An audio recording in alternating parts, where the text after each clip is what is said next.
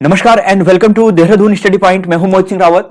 तो दोस्तों, जैसे कि हमने आपको बताया था कि सोमवार से लेकर शुक्रवार तक हम हिंदी के जो महत्वपूर्ण साहित्यकार हैं यूकेएसएससी के सिलेबस के अनुसार वे हम डिस्कस करते हैं, और शनिवार को हम आपके लिए इन सभी का जो हमने पिछली क्लास में पढ़ा है उसका हम टेस्ट लाएंगे। तो उसी सीरीज में दोस्तों आपके लिए आज एक टेस्ट है।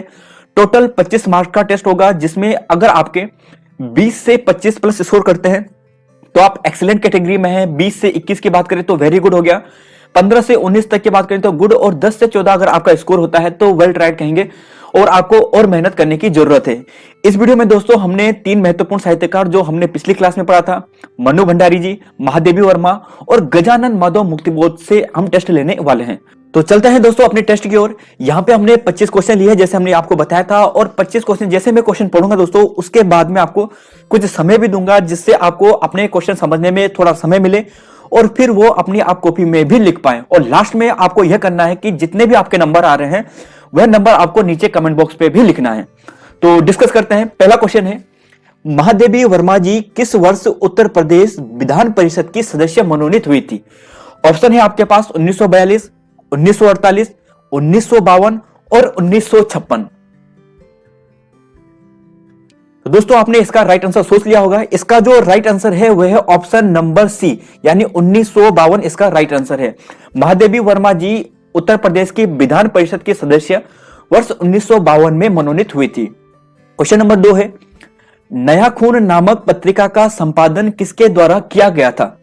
महादेवी वर्मा, सूर्यकांत त्रिपाठी निराला, मुक्तिबोध या मन्नू भंडारी? तो आप सबने इसका राइट आंसर सोच लिया होगा। इसका जो राइट आंसर है वह है ऑप्शन नंबर सी, यानी मुक्तिबोध। तो नया खून नामक पत्रिका का जो संपादन किया था वह मुक्तिबोध जी द्वारा किया गया था। क्वेश्चन नंबर 3 है, प्रथम आयाम नामक जो काव्य संग्रह है किस रचनाकार का है?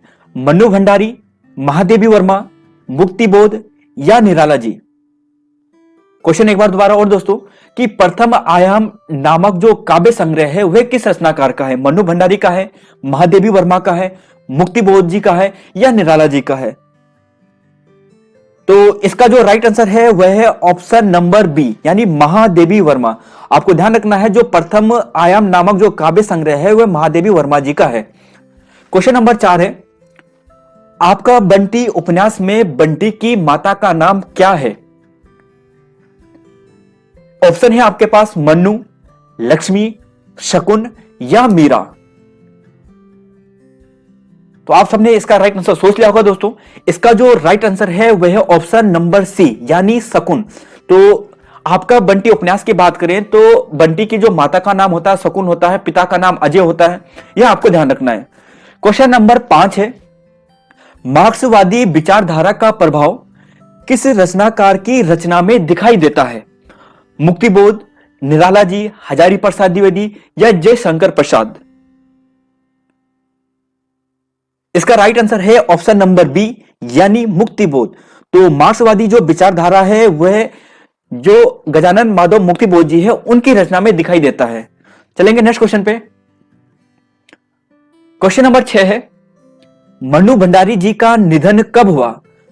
15 नवंबर 2021, 5 नवंबर 2021, 11 नवंबर 2021 या 21 नवंबर 2021? आपने सही आंसर सोच लिया होगा दोस्तों। इसका जो राइट आंसर है वह है 15 नवंबर 2021, यानी ऑप्शन नंबर ए इसका राइट है। तो 15 नवंबर 2021 को मन्नू भंडारी जी का निधन हुआ था। क्वेश्चन नंबर 7 है, भक्तिन नामक रचना में भक्तिन का वास्तविक नाम क्या था? मीरा था, लक्ष्मी था, शकुन था या मन्नू था? यह एनसीईआरटी सिलेबस में भी है दोस्तों, तो इस पे आपको विशेष ध्यान रखना है।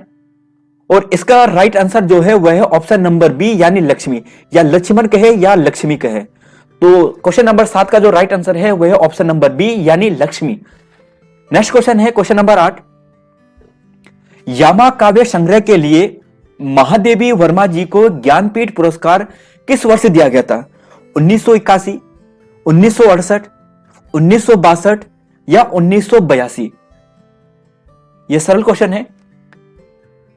इसका जो राइट आंसर है वह है ऑप्शन नंबर डी, यानी वर्ष 1982 इसका सही आंसर है। क्वेश्चन नंबर 9 है, भारत इतिहास और संस्कृति, यह जो प्रसिद्ध रचना है किस साहित्यकार की है? महादेवी वर्मा, मुक्तिबोध, राहुल सांकृत्यायन या मन्नू भंडारी?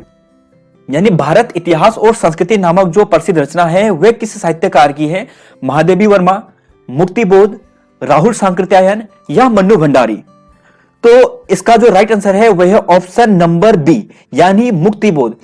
यह जो रचना है काफी विवादित भी रही थी और उस समय की जो तात्कालिक सरकार थी मध्य प्रदेश में, उन्होंने इस पुस्तक पर बैन भी लगा दिया था।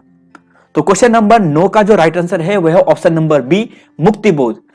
क्वेश्चन नंबर 10 है, भूरी भूरी खाक धूल की विधा क्या है? निबंध है, काव्य संग्रह है, कहानी है या उपन्यास है? इसका राइट आंसर है दोस्तों ऑप्शन नंबर बी, यानी यह एक काव्य संग्रह है, बहुत प्रसिद्ध है और शहर से स्वीकारा है, यहां से इसकी एक महत्वपूर्ण कविता भी है। तो ऑप्शन नंबर 10 का जो राइट आंसर है वह है ऑप्शन नंबर बी, यानी काव्य संग्रह। चलेंगे नेक्स्ट क्वेश्चन पे। क्वेश्चन नंबर 11 है, तार सप्तक नामक जो काव्य संग्रह है उसका प्रकाशन किस वर्ष किया गया था? ऑप्शन है आपके पास 1943, 1941, 1953 और 1933।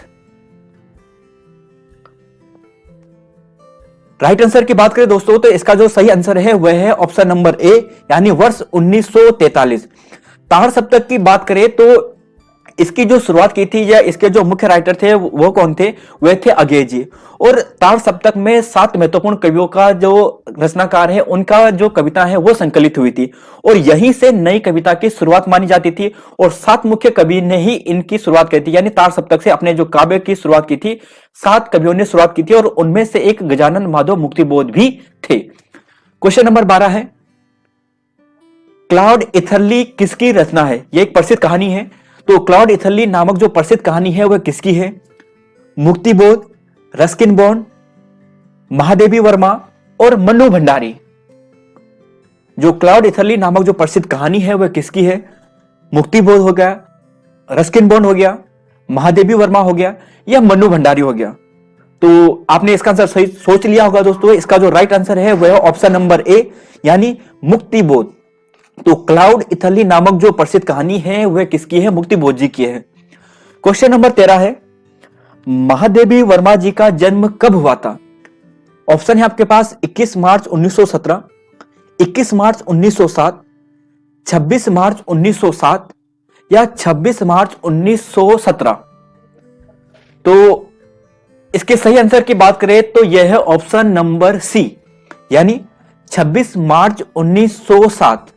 तो इसका आंसर है 26 मार्च 1907 को महादेवी वर्मा जी का जन्म हुआ था। क्वेश्चन नंबर 14 है, एक साहित्यिक की डायरी, इसकी विधा बतानी है कि इसकी विधा क्या है? यह एक निबंध संग्रह है, एक कहानी है, एक कविता संग्रह है या एक उपन्यास है? इसका जो सही आंसर है दोस्तों वह है ऑप्शन नंबर ए, यानी यह एक निबंध संग्रह है। और एक साहित्यिक डायरी की बात की जाए तो यह गजानन माधव मुक्तिबोध जी की रचना है, यानी गजानन माधव मुक्तिबोध का एक प्रसिद्ध निबंध संग्रह है। क्वेश्चन नंबर 15 है, निम्न रचनाओं के प्रकाशित होने के आधार पर इनका सही क्रम लगाना है, यानी सबसे पहले कौन प्रकाशित हुआ था, कौन सी रचना प्रकाशित हुई थी, है ना? तो उसके बाद आपको बताना। और ये सभी रचनाएं महादेवी वर्मा जी की हैं। जैसे ऑप्शन ए है नीरजा निहार रश्मि सप्तपर्णा, ऑप्शन बी है रश्मि नीरजा निहार सप्तपर्णा, ऑप्शन सी है निहार रश्मि नीरजा सप्तपर्णा और लास्ट ऑप्शन डी है आपके पास सप्तपर्णा नीरजा निहार और रश्मि। तो आपने दोस्तों इसका राइट आंसर सोच लिया होगा। इसका जो सही आंसर है वह है ऑप्शन नंबर सी, यानी निहार रश्मि नीरजा और सप्तपर्णा। जब दोस्तों हमने यहां पे डिस्कस किया था महादेवी वर्मा जी की रचनाओं के बारे में तो हमने आपको एक ट्रिक बताई थी, निहारती रश्मि नीरजा को सांध्य के समय दीप शिखर पर सप्तपर्णी गुफा से। तो इस हिसाब से हमने दोस्तों आपको बताया था और वो आपको याद हो भी गया होगा। क्वेश्चन नंबर नेक्स्ट है, क्वेश्चन नंबर 16 है, चांद पत्रिका का संपादन का कार्य किसने किया था? ऑप्शन नंबर ए है मन्नू भंडारी, महादेवी वर्मा, मुक्तिबोध या इनमें से कोई नहीं। तो चांद पत्रिका का संपादन का कार्य किसने किया, इसका राइट आंसर आपको बताना है। ऑप्शन आपके पास यहां पे है, मनु भंडारी है, महादेवी वर्मा है, मुक्तिबोध है और इनमें से कोई नहीं। तो चांद पत्रिका का यानी संपादन का कार्य जो किया था वह था ऑप्शन नंबर बी यानी महादेवी वर्मा। तो इसका सही आंसर हो गया महादेवी वर्मा। नेक्स्ट क्वेश्चन है, मुक्तिबोध जी का जन्म किस वर्ष हुआ था? ऑप्शन है दोस्तों आपके पास 1915, 1917, 1919 और 1911। तो आपने इसका सही आंसर सोच लिया होगा। इसका जो राइट आंसर है वह है ऑप्शन नंबर बी यानी 1917। तो गजानन माधव मुक्तिबोध जी का जो जन्म हुआ था वह हुआ था 13 नवंबर 1917 को। तो इसका आंसर यह हो गया। क्वेश्चन नंबर 18 है, महादेवी वर्मा को पद्म विभूषण से किस वर्ष सम्मानित किया गया? ऑप्शन है दोस्तों आपके पास 1988, 1989, 1998 या 1968। 1988, 1989, 1998 और 1968। तो आपने इसका सही आंसर सोच लिया होगा दोस्तों। इसका जो राइट आंसर है वह है ऑप्शन नंबर ए यानी 1988। तो महादेवी वर्मा जी को जो पद्म विभूषण है यानी सभी पुरस्कारों में से जो दूसरा सर्वश्रेष्ठ पुरस्कार है भारत में वह है पद्म विभूषण, और वह महादेवी वर्मा जी को वर्ष 1988 में दिया गया था। क्वेश्चन नंबर 19 से, आपका बंटी उपन्यास का प्रकाशन किस वर्ष किया गया था? ऑप्शन है आपके पास 1988, 1978, 1968 और 1971। तो दोस्तों इसका जो राइट आंसर है, सही आंसर है वह ऑप्शन नंबर डी यानी 1971। और यहां पे दोस्तों मैं आपको एक चीज बताना चाहूंगा कि कई जगह में आपको बंटी का जो प्रकाशन बताया गया है, आपका बंटी का प्रकाशन बताया गया है 1970 भी बताया गया है। तो आपको ये दोनों तिथि ध्यान रखनी है, 1970 भी और 1971 भी, क्योंकि अगर हम विकिपीडिया के हिसाब से चलते हैं या फिर कुछ और सोर्स के हिसाब से चलते हैं तो वहां पे 1971 बताया गया है, लेकिन कुछ जगह में 1970 भी बताया गया है। तो दोनों चीजें आप ध्यान रख लेना। क्वेश्चन नंबर 20 है, स्मृति की रेखाएं जो प्रसिद्ध रेखा चित्र है, संस्मरण है, वह किसका है? मनु भंडारी जी का, महादेवी वर्मा जी का, सूर्यकांत त्रिपाठी निराला जी का या ऑप्शन नंबर डी मुक्तिबोध जी का? आपने इसका सही आंसर सोच लिया होगा दोस्तों। इसका जो राइट आंसर है वह है ऑप्शन नंबर बी यानी महादेवी वर्मा। तो स्मृति रेखाएं बात करें तो वह महादेवी वर्मा जी का है और वर्ष 1943 में इसका प्रकाशन हुआ था। नेक्स्ट क्वेश्चन पे चलेंगे। क्वेश्चन नंबर 21 है, श्रृंखला की कड़ियां नामक रचना की विधा क्या है? ऑप्शन नंबर ए है आपके पास निबंध संग्रह है, यह कहानी है, एक उपन्यास है या एक कविता संग्रह है।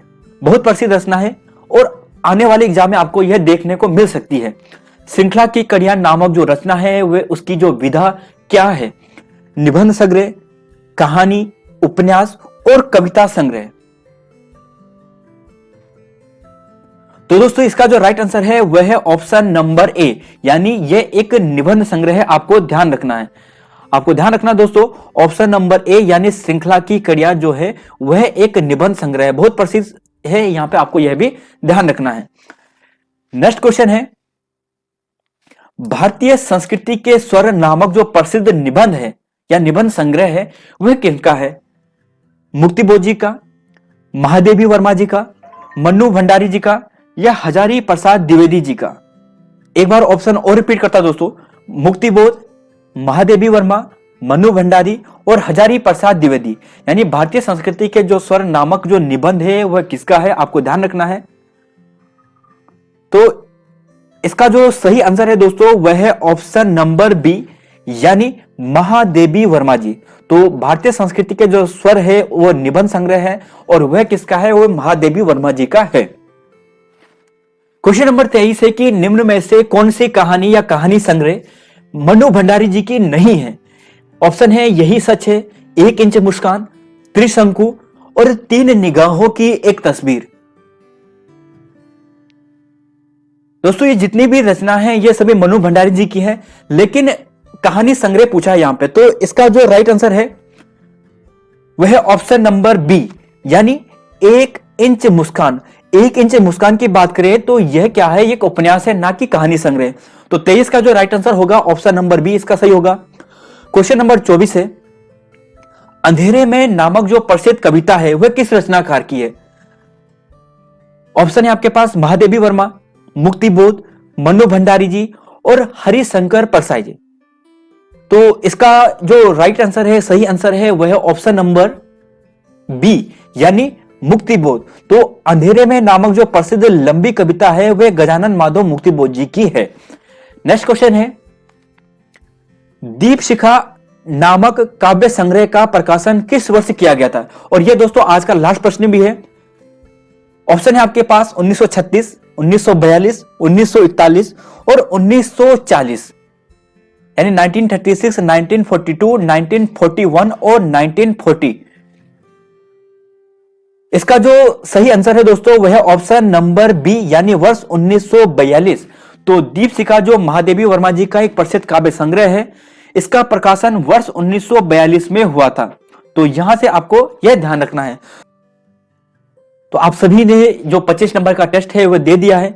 अब आपको नीचे मार्क्स जो आए हैं आपके, वो आपको अपने शेयर करने हैं। नेगेटिव मार्किंग नहीं है, आपके जितने भी मार्क्स हैं वो आपको नीचे शेयर करने हैं।